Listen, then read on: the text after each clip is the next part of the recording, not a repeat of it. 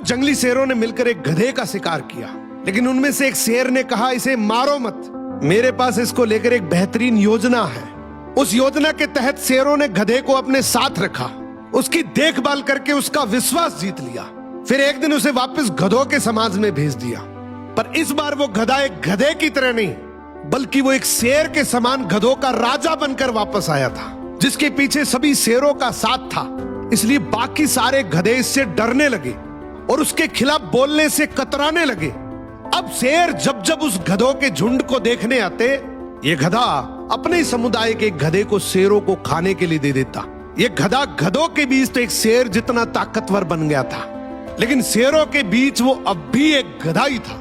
ये अपने जैसों पर तो राज करता था, लेकिन ये एक ऐसी ताकत से जुड़ा हुआ था जिससे वो बचकर भाग नहीं सकता था।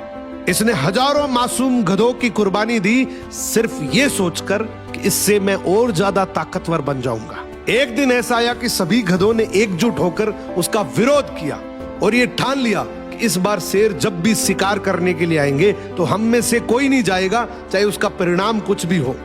अगले दिन जब शेर आए तो ये गधा अकेला ही खड़ा था, इसके पास कोई दूसरा झुंड नहीं था। तो गधे ने शेरों से विनम्रता से कहा कि देखो साहब, मेरा खौफ अब खत्म हो गया, मेरी कोई बात नहीं मान रहा अब। तो शेरों ने डिसाइड किया कि चलो अब तू किसी काम का नहीं है तो तू ही साथ चल ले, आज का हमारा भोजन तू ही बनेगा।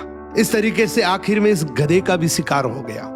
हर समाज के अंदर एक ऐसा गधा जरूर होता है जो अपने लालच के लिए, अपनी ताकत बढ़ाने के लिए अपने ही समाज को दांव पर लगा देता है।